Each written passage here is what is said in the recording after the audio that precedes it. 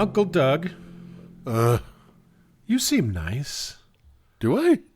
Yeah, you seem really nice. I feel like you're somebody I could be friends with. Are you coming on to me? Well, kind of, but in a better way. Hey, Uncle Dan. Hey, You seem nice too. I think we should bring Mark back to the clubhouse, don't you? I'm tapping out at this point, guys. All right, look. Doug's struggling tonight. Yeah, we're I think we're all struggling. Yeah. This is COVID times. If None of only- us are doing okay. If only there was somebody that could just kind of come along and make us feel like it was all going to be okay, Dan. Right? Yeah. Right? It's how we dream for it. Listen, we talk a lot about those wacky little groups that pop up all over the world with their charismatic leaders and their bizarre practices and beliefs.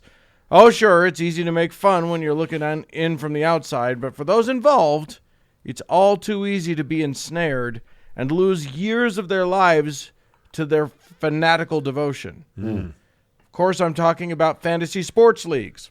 No, I mean I can't cults. tell you how much those have cost me time-wise in my Right? life. Over the years. I would yeah. say exactly nothing. Yeah, exactly.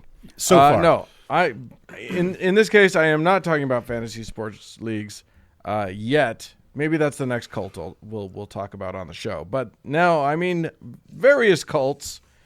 In our discussion of cults, we usually focus on the parts of those cults that are most alarming or crazy. And we're right to do that because it's those alarming, destructive practices that we as a society have an obligation to expose and hopefully rid ourselves of. Yeah, and they have their own PR departments. They don't need us to do that. Yeah, for exactly. It's not our job to make them look good. them. But there's a downside to that focus, which is that it can make it seem like you'd have to be utterly bonkers to join one of these groups. By looking at all the crazy associated with the cults, we make it seem like there's no way a person in their right mind could possibly be tricked into joining. Well, we know that's not the case. Anyone who's seen the documentaries about Nexium or the Rajneeshis can easily see that many of the people who joined are eminently sane, well-meaning people who, for some reason or another, found themselves neck-deep in looniness. Even intelligent. Absolutely. Yeah. Yeah, believing strange things that go against any reasonable view of the observable universe. And that's not by accident. As much as we like to think of cults as sort of chock full of Looney Tunes, unstable people are actually terrible for a cult. The leader might be off his or her nut, but cults want stable, good little worker bees for their membership. They need people who can bring in money and keep the membership growing. Having unbalanced people in the mix makes the whole endeavor far more volatile. So, how does this happen?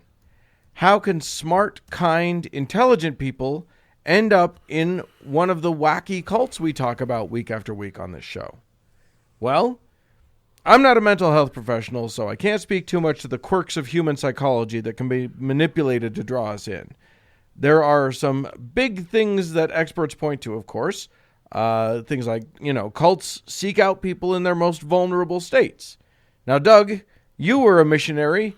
Weren't you explicitly told to look for vulnerable people? Yep. Yeah. I mean, it was like they were quite open about that with you guys, weren't they? 100%.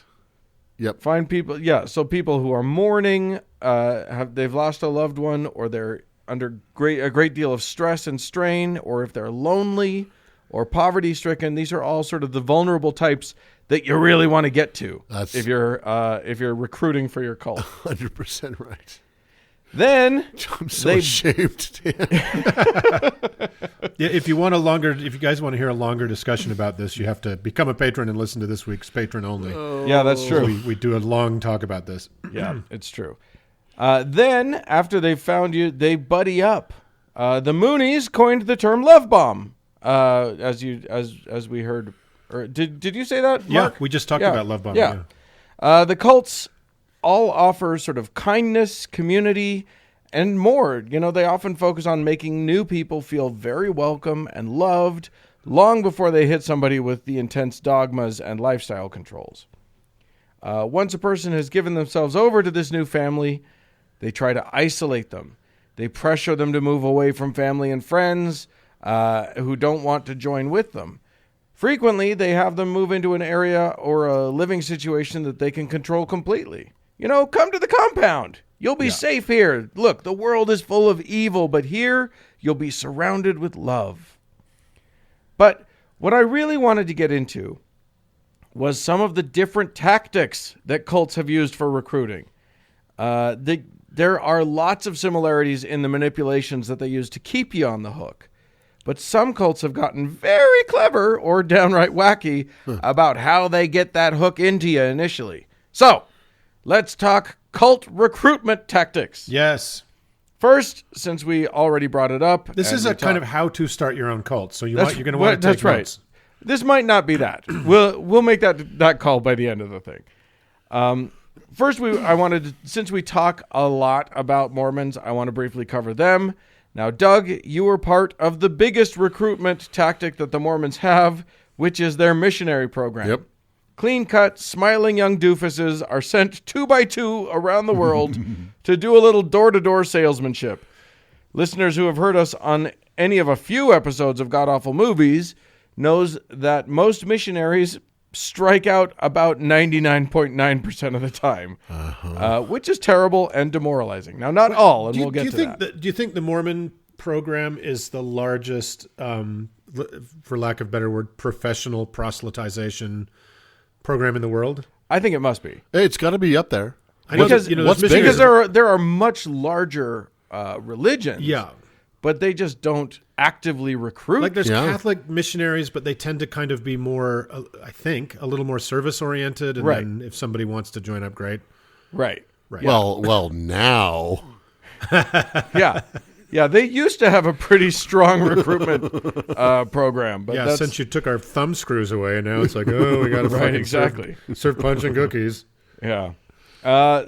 So anyway, the Mormon missionaries strike out a lot. But it's kind of obvious why they do that when you consider that the Mormons you consider what the Mormons want people to buy into. Come join our group. We have a nonsense theology, an intense and pleasure-deprived lifestyle, and require insane amounts of work and engagement from you. But on the plus side, we have a book for you to read, and you get to be with your family for eternity. Yay. Would you like to throw an extra gold coin into Scrooge McDuck's pool? Right. Come join us. Exactly. Work your whole life and make us a tiny bit richer. And you can clean the ward bathrooms for free. Yeah, exactly. But if the pitch is bad, that's fine because this is a numbers game. If a missionary knocks on 10 doors a day, 5 days a week for 2 years, which, I don't know, is that a low or a high estimate, Doug? How many doors would you knock at? Do you think an average missionary That seems pretty average. Like that's okay. How many a day? 10 a day for 5 days a week. That's 5,200 doors. Yeah. If they only hit 0.1% of the time, that's still 5 doors that opened. If a couple of those are families of 4, that's 11 new members that teenager has brought into the fold. Yeah, I remember your pod. Doug got a lot of baptisms in Honduras, but yes. I remember your other pod partner Frank saying in Rome he got cero. That's right, the big goose egg. Yeah. And I've heard that from other friends of the show who also were in Rome. Yeah. You don't want to. That's like the worst possible mission. What the fuck are you thinking? Hi, everybody. I know that this is the global center for Catholicism, but would you like to try a goofy American cult? I'm sorry, Dan. I guest hosted your other podcast with Frank. Yeah. One time, and we talked about our missions. Where I was in Honduras and I got malaria and dengue fever and dysentery and baptized over 100 people. Yeah. And Frank baptized none, but spent his days touring, the sights of Rome. Enjoying Rome. And eating pasta. Right. I don't know. Yeah. Just saying. I feel like you did get the raw end of that deal for sure. Maybe you weren't valiant in the war in heaven. Right? Exactly. And Frank was fucking Wolverine. Exactly. All right, well, let me get through these numbers real quick. Okay. So if that kid got 11 new members, considering the fact that these kids don't get paid for their labor, that's a perfectly reasonable success rate to the church, especially when you consider that there are something like 67,000 missionaries out in the world at any given time. Yeah, it's a huge number. That's 175,000 new members a year, even under the most dismal circumstances. And if a missionary is willing to bend his ethics and get his hands a little dirty, those numbers can be much higher. Am I right, Doug? So, no comment. Right. And the exactly. statute of limitations is not up on Under that. the advice of my attorney, no comment. Unlike absentee voting. Right. Yeah. So that's the direct marketing approach. It's a bit on the nose for my taste, but perfect for the Mormons. But let's get a little more interesting, shall we? Unlike the Mormons, who have very little to offer in the way of a fun lifestyle, some cults draw people in with the promise of an extremely fun lifestyle. That's the case with one of the very first cults we covered on the show, the Raelians. We're back to the Raelians. And they've come up twice today. Yeah, exactly. As you guys will recall, this is the UFO believing cult that Uncle Mark was just talking about. Their recruitment often starts in bars and on college campuses, and usually looks something like this. An attractive woman approaches a lonely guy at the end of the bar and lets him know that she's a member of a group that has free sex. Now, considering the pitch, I'm actually kind of surprised the Raelians aren't beating the Mormons for their numbers. I'm surprised I'm not a Raelian at this point. Right? Get a little closer to Quebec and maybe you can work it out. It's not too late. Here's the thing, though. The "we're so fun and free" pitch can also go pretty slaunch ways pretty quick. One cult that was really popular for a while had just that sort of pitch. Be free, everybody! Sex, drugs, and rock and roll! Their charismatic leader was a short, wild, long-haired hippie type, and the promise of drugs to expand the mind was a huge draw back in the 60s, especially in California. And who wouldn't want to join up with a bunch of crazy kids with names like Tex Watson and Squeaky Frome? Unfortunately, Charles Manson's family fizzled out in the late 60s, early 70s. Not sure why. Because Brad Pitt killed them. That's right. Yeah. That's right. And his mean dog. Yeah.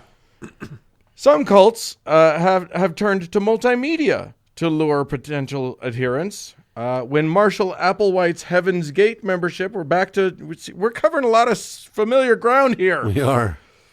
People have got to start some more cults so we have more to talk about. That's right. Please don't ask for that to happen. Yeah, don't. There's plenty. Jesus Christ. But when Heaven's Gate membership was dwindling in the late 90s, he made a video. It was terrible, of course, just his bald head and enormous ears against a purple curtain background, telling all the new recruits about how Earth was about to be recycled and how you don't need to believe him, but he is definitely the new incarnation of Jesus. So, believe him. Yeah. The 90s were a different time. Now, any 7-year-old with an iPhone can produce a show with better production values than most professionals back then. So Yeah. I think people were more prone to be wowed by something like that. Which is maybe why one cult made an adorable Japanese anime series with their bearded leader, Shoko Asahara. Asahara. Sorry, Shoko Asahara is the main character. He would lead his wacky group of plucky followers through all sorts of adventures and help them using his magic powers, including levitation. Neat! Cartoons are fun. And a hell of a way to recruit people to a group that would one day kill 12 and injure thousands of people in a sarin gas attack on Tokyo. So, yeah, Om Shinrikyo. I don't remember what episode number you covered that, Uncle Mark, but that's a lot of fun. That was a while back. Yeah, Om Shinrikyo was early on. Anyway, of course, multimedia isn't just about cool VHS tapes that you can pass around at the water cooler. In 2013, a completely unauthorized video game was mysteriously released by unnamed developers called, I shit you not, Kanye Quest. This was a 2D science fiction alternative reality role-playing game in which Kanye West travels... He's sort of interrupted in taking out the garbage to travel through a wormhole to the future and has to navigate a bunch of hip-hop clones. The game garnered a small underground following despite mixed critical response. Eventually it fizzled. Then, a few years later, it gained popularity again when an anonymous user went onto a forum where they declared that they had found an alternative ending to the game. Using clues from earlier in the gameplay, when asked by a character, "What do you want to do?" they typed the word ascend. This led to a hidden level of the game and a cryptic series of messages. Then there were a whole bunch of steps to take and hoops that only really techie nerds can jump through. Nobody knows what this was really all about, and the developers remain mum, but many think that there's a cult at the end of the tunnel. You know, I don't doubt that this is true, but I hate the fact that it is. Yeah. It's not the only like tech wild goose chase to a cult that I've stumbled on, but that was the example. It's the Bitcoin of religion. Yeah, exactly. Which is kind of a religion on its own. So, oh, sure is.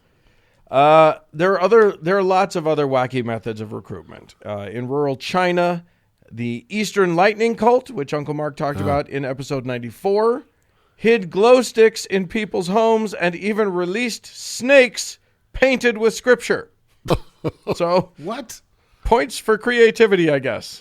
Oh my God. One Hollywood cult in the 60s recruited people through the vegan restaurant that they ran. David Koresh tried to bring people into the Branch Davidians through his sweet, sweet guitar licks and awesome rock and roll, which a lot of other churches have attempted to do too. I actually once went to the rock and roll church here in Salt Lake City. How'd it go? It was not cool. But the one thing I really wanted to talk about, the one that got me started on this whole idea, is the one that I just barely learned about. Now, in episode 60, Uncle Mark, you talked about the Falun Gong. Yeah. This is a Chinese meditation cult, but you missed one of their big recruitment tactics, maybe because it wasn't well known 2 years ago when you did that segment. Because if you join up, you could be beaten and murdered by the Chinese police. Well, there's that. Yeah. But this one's a U.S.-based recruitment tactic to the Falun Gong, and it's fairly well known now. Free fried chicken. Sign me up. Yeah, exactly. I'm starving. You know how a few years ago, if you were traveling on any road in Utah and looked up, you would see a billboard with a bunch of brightly colored women all dancing in flowing robes, and it said, and it was basically, they're all dancing, and it says, Shenyang. Oh, Shenyang. Yeah. I know about this, yeah. Yeah. I missed this. It turns out, and these marketing campaigns popped up all over the country, and it's just this dance troupe that goes around all over the world, actually, and performs this very large,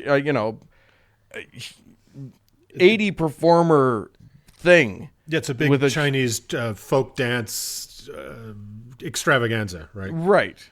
Well, it turns out that whole thing is a recruitment for Falun Gong. Oh. It's associated with them, and they, if you go to one of their performances, you will hear songs that have their theology laced in through it, and yeah, you know what would solidly get me into a cult is an evening of folk dance. Right. Yeah. Exactly. A lot of sort of brightly colored people all moving in unison. Yeah. It's like that scene in The Burbs where the Satanists are singing, "Satan is good, Satan is my pal," but in Chinese. Yeah. There you go. And it's not Satan. It's something about, I don't know. Old what's his name? I can't remember the film. Old what's his name? Yeah. That's right. So there you go. If you see the Shenyang dancers, if you go to their concert, you will see a whole bunch of religious shit that most people don't even notice because they just think they're getting traditional Chinese stuff, and they don't seem to realize that no, there's nothing traditional about it, really. They're just seeing, a very recent, like early 90s religious troupe doing some fun dance. I'll tell you this: if I can ever go to a concert again, I will go to every cult concert available. I like it. So there you go. When we start our cult, we'll have to. I feel like we'll have to find a new tactic. I think what to take from this is trust no one, make no friends, and never engage in art, and you won't be in a cult. I think it's great. And stay off the internet. That's great. That's a great takeaway. Never answer the door. That's right. So it's a lot like now. 2020. All right, let's not join anything. Great. Let's move on. I'll move on then.